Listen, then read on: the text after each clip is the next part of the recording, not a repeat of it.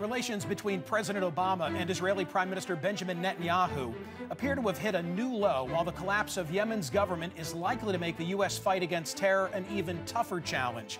Here now, Congressman Adam Schiff, ranking Democrat on the House Intelligence Committee, and Jon Huntsman, former governor, U.S. ambassador, and Republican presidential candidate. Governor, let me start with you. You're a civility guy. You're the co-chair of No Labels. I'm a results guy, a problem solver. Nothing wrong with that, and so too is Congressman Schiff. Yes, he is. But with regard to what's just taken place on this extension of an invite to Bibi Netanyahu, Prime Minister Netanyahu, I say to myself, did partisanship just jump into the realm of foreign policy? Well, it's unfortunate. First of all, the Prime Minister has a very important message to bring to the American people. I think there's nothing more important right now than the nuclear development in Iran and the implications for the region and the world.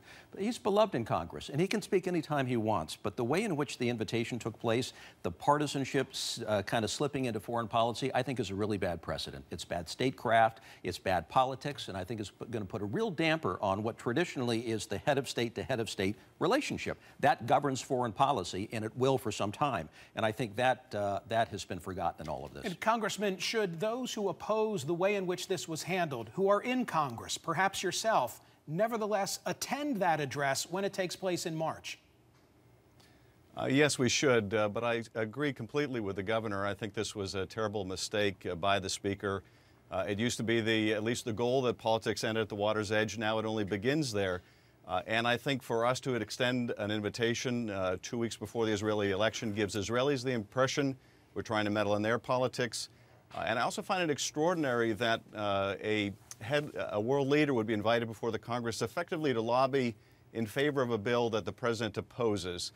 I just think it's harmful to the U.S.-Israel relationship, and I think it was a very ill-considered decision by the Speaker. In your capacity as a former United States ambassador, indeed to China, what kind of a precedent has just been set here? Well, I can't remember historically where this has ever happened before, so I can't point to you where this has happened. I think the implications are fairly profound. I think it's going to impact the head of state to head of state dynamic in a relationship that is terribly important.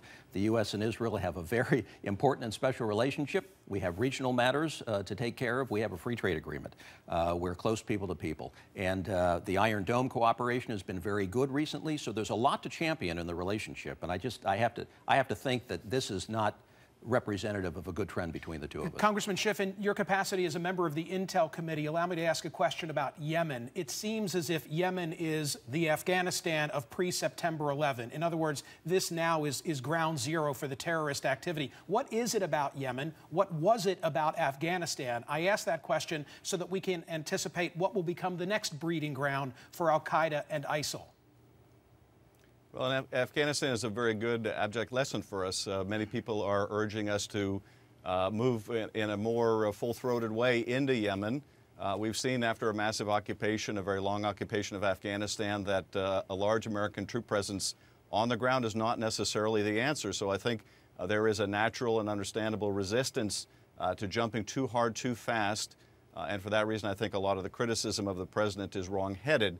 At the same time, there is a very real risk here if the Houthis try to run this country, that you could see a dynamic take place, much like we saw in Iraq, where if the Sunni tribes in Yemen feel that they're being ruled by a Shia clan with the support of Iran, they're going to be thrown into the arms of AQAP. And this will be an opportunity, undoubtedly, for al-Qaeda to exploit. And so there are certainly some lessons to be considered in Afghanistan, but there are also some very vibrant warning signs about the course of action in Iraq recently that we need to pay attention to in Yemen. You need a scorecard, gentlemen, to keep track of what's going on in the Middle East. Iran is an enemy in many respects, yet joining us in a battle against ISIS, yet supporting the Houthis in Yemen.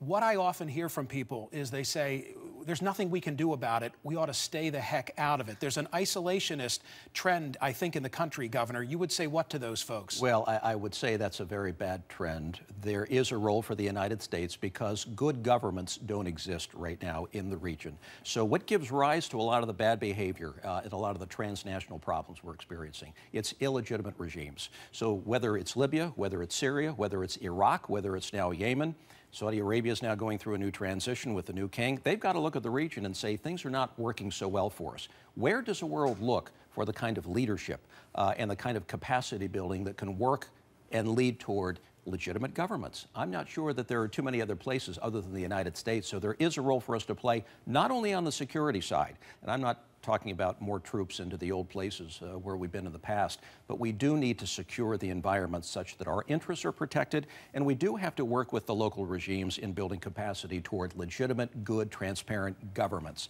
That's the problem today, and that's leading to ungoverned territories where you see a lot of the bad behavior take place, and I think a lot of the bad behavior generally that we're seeing in the region. Congressman Schiff, as you well know, the president cutting short his visit to India so that he can pay respects in Saudi Arabia. I get the impression that that is more than I happen to be in the neighborhood. Speak to the relationship with the Saudis, please, and its importance. Well, it's a key relationship, and I'm glad the president is making the trip. I think it's a very good call.